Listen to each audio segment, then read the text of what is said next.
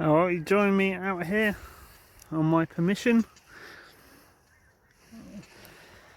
with Jude.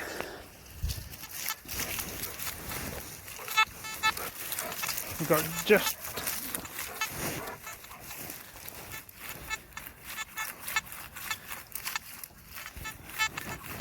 so we're not getting anything on the VDI. Well, occasionally we're getting something in the AT, so I'm just going to give it a quick dig to see what it is. Right, so we've got a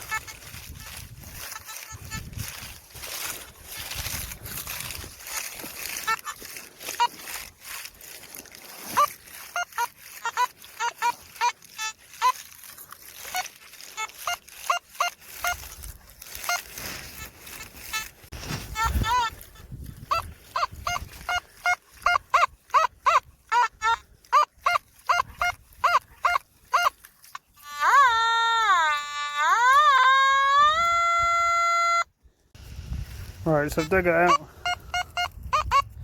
still showing 45, so I'm guessing it's in that clump. So what I do, I don't have a pinpoint as such, I tend to just break a lump off and even throw it back in the hole if it's not there. Oh, here we go, is this it? Here we go.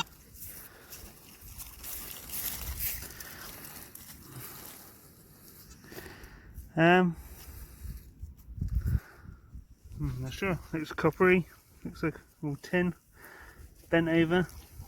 I don't know, I'll give it a clean up when I get home, see what we've got. Probably rubbish. Right, this is dig number 2 or 3. Well, I did one dig, but I dug about a foot and couldn't find anything. Not in there, not in there. Have a quick look again.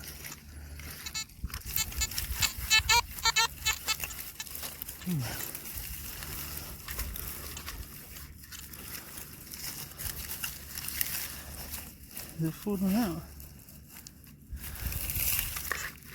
I mean, this is probably where a pinpointer would pay for itself. Well, I had to leave my last possible find, but I'll get it back later. Just a neighbour turned up with their dog in the way. So anyways,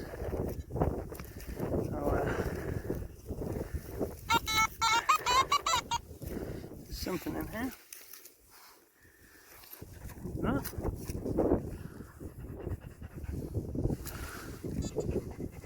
Oh no.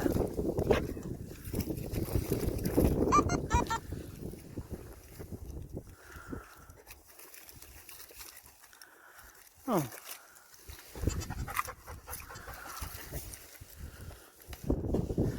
Oh, that just looks like a tiny metal clip of something. Oh well, carry on.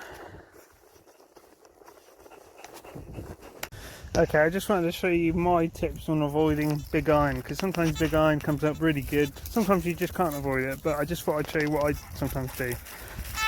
So this, I've got a bit of iron here from experience. It's not quite, sometimes you scan it and it comes up really big numbers. Like there, 40s, it's been jumping up to 70s.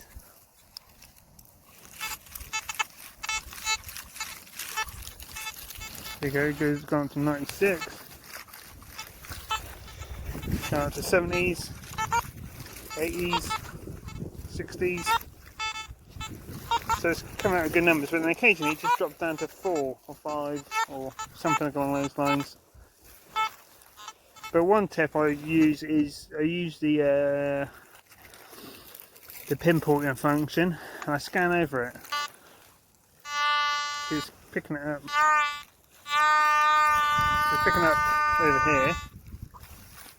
But then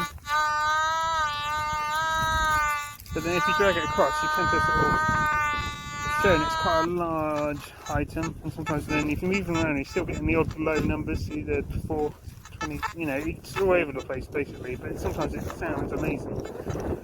But I'll just dig it a bit and show you this is a bit of plough. So I've dug out some, but again the figures are jumping all over the place still, and it's still showing really deep.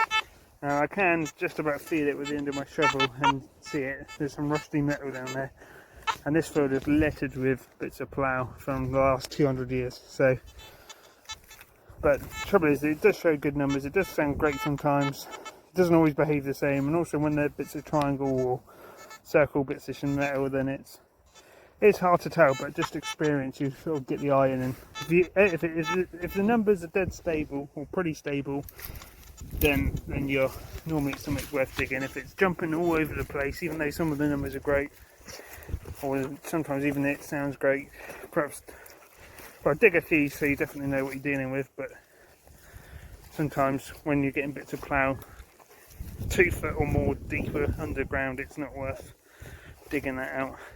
Hope that helps somebody. So if you can hear that, I've just annoyed the geese. They've cleared off. But this is the other thing to look out for, is here we've got some lovely scenery, but you're going to find the big lumps of metal all around the perimeter. People, bits break off and then they chuck them to the wall or the side to get out of the way. But also here you've got a lot of big mounds, which obviously you want to check out in case there were sort of, you know, bases for old houses and things. But then if you're ploughing, you're just gonna, the change in terrain, you're more likely to dig your ploughing and end up ripping bits off, or you're more likely to dig in and hit a bit of stone. So it's always worth perhaps seeing how the you know, where you're going to find the most bits of large iron, and then maybe avoid those areas. Or if you're getting great signals and it's really deep, you might think it's probably going to be more than likely something old bit of plough or something like that that's been buried over the years. So yeah, just a few helpful tips.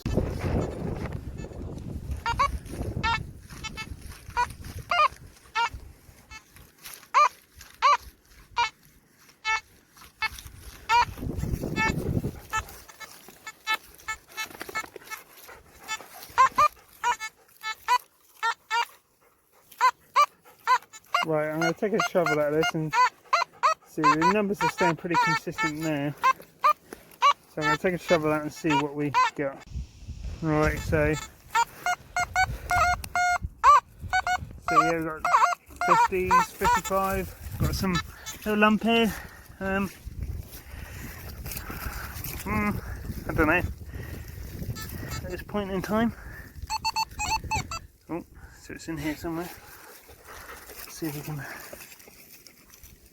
Yep.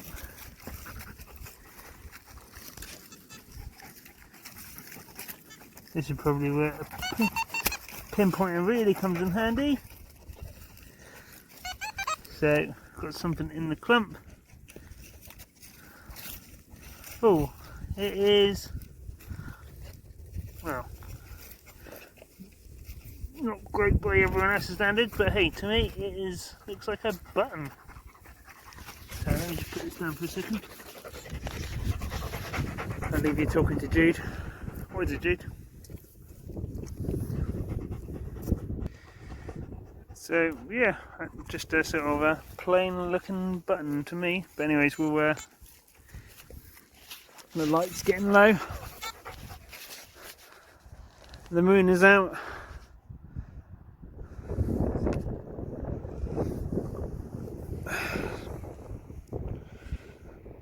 So we'll get that in and wash it up and see, well, you know, rinse it off and see what we got. But yeah, it just looks like a plain button to me. But hey, it's better than a bit of plough. Oh well. There's a bit right up there I spotted the other day with a really large rock, and I just wondered whether it was something. And oh, dog's just dived off the cliff. Jude, come back here. Hup. Jude, come here. Hup. Come on. Hup, hup, hup. Hup, hup. He's a menace, that dog. Anyways, yeah, there's a bit up there I want to try, just because there's a great big rock there. I thought, oh, maybe that's some sort of, I don't know, ceremonial type Pictish stone, or, well, I mean, it's not a Pictish stone, but just, you know, I like it, it just stands out. So I'm going to wander up there, see if I can find it. But yeah, so also I haven't talked about settings. I've just got it in field mode, the old Simplex. Got it set to F2. I've done a ground balance. No, sorry, F3 on the frequency, just because some other people were saying it helps pick up gold better. I mean, I've not found any gold. Oh, just wandering around here. I mean, that's not too deep. 79. Quite loud numbers. That's just saying. Oh, alright, I'll check this out first, and then I'll head over there. Oh, well, just to prove my point, see that was a big bit of metal, nice and flat, coming up in the high 70s. I mean, you do it like that, sounds amazing, doesn't it? Sometimes you just can't avoid it, but then you talk to anyone else. I mean, this will turn the iron off. Well, there you go, iron's completely off. Great numbers. Sometimes you just can't avoid it, but all I would say is if it's coming up good numbers and you dig down a foot, 10 inches, and it's still, you haven't even touched it and it's still showing quite a large item on the pinpointer, then maybe don't worry about it. It's probably a large bit of iron, but then if you're new like me and like everyone else will tell you, just dig up loads and you'll slowly get the hang of it. I mean, I've put in quite a few hours with the old Simplex now, and yeah, you still get fooled out occasionally, but I've probably dug up about 40 or 50 bits of plough. It's just because I'm a bit stubborn and determined, proceed with these things. But you see some people online whinging saying, oh, I'm always finding this, I'm always finding that. I'm always finding, you can't. I've seen some people moan saying they can't, and yeah, I expect if you spent £1,000 it'd be a bit easier to distinguish, but for 300 quid or 250, whatever it's going to cost you these days, you can't go too wrong. Okay, so on the big iron front again, here we are at the top of the hill, prime place to break a bit of your tractor. See, it's popping up 87. Pretty difficult to see. I've got the torch on my phone on.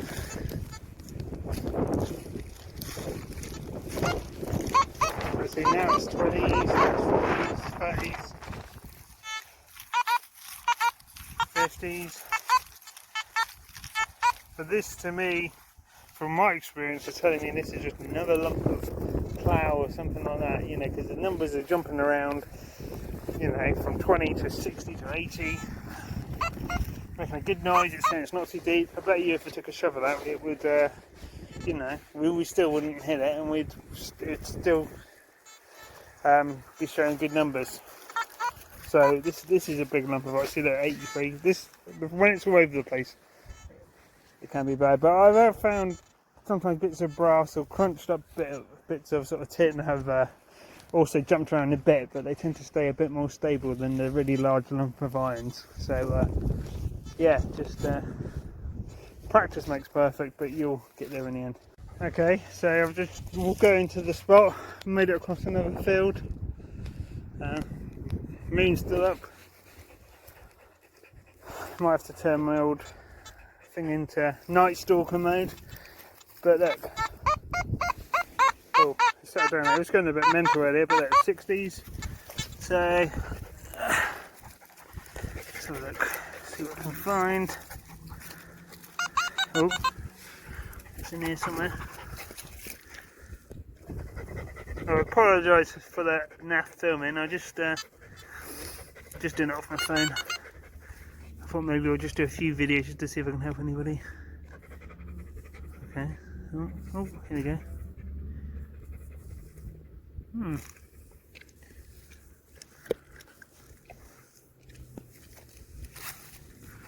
Another bit of bun or pop.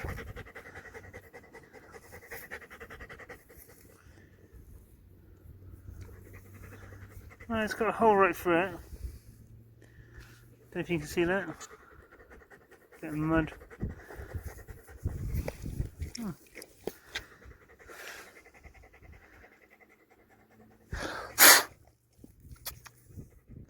that's not help. Just made it more money. Okay. Well, So it's really tiny, but you can see there, see what I'm doing is I'm just moving fast. I've got max sensitivity on. Yeah, there's the odd bit of chirping here and there, but I'm on stubble, so I'm quite high off the ground anyways. And I think you just need to have a bit of faith in this machine because, yeah, it's probably not the best at distinguishing everything. I mean, I'm no expert, this is my first machine, but if it's there, I mean, you saw how tiny that was, tinier than my little fingernail, it is going to find it. So you can see that. So it picks up my dog.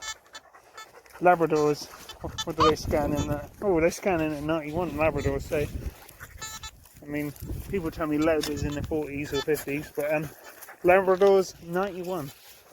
Okay, let's see if we can make it to. The spot I wanted to check out before it gets too dark, because the night is closing in. Also, another feature I haven't seen anybody mention. So I really like the fact the LCD, or not LCD, whatever it is, the screen lights up. I suppose some people don't mention this because they don't want it. But there, it's got a little light on the back. So if you're like me, working, and you live up in Scotland, and you come home and it's pitch black, but you still want to take your dog out and your metal detector out, then hey, you can have that little light on, head torch, and away you go. I mean, I know it probably looks quite dodgy to a lot of people, but there ain't really a lot of people here to see me, bar my landlord. He knows who's given me permission, and said it's all a-okay for me to have a look round. So, right, I got to tackle this wall. I'll go around, and then hey Jude, come here, Jude. Oh, Jude, there he is. Alright, well, this is probably one of the last digs. As you can see, it's completely black out there. I couldn't find the sacred stone, evil monster. So I was just heading back, and then I stumbled across a good little note in this bit of pasture. So yeah, it's or at least it's sort of something interesting. I'm not sure if it's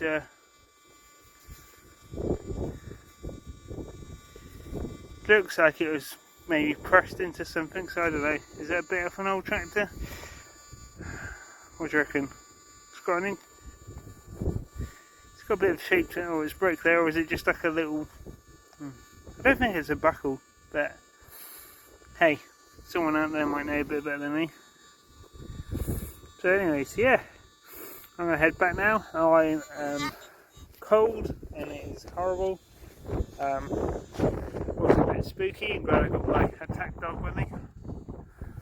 He's now drinking out of a lovely muddy puddle.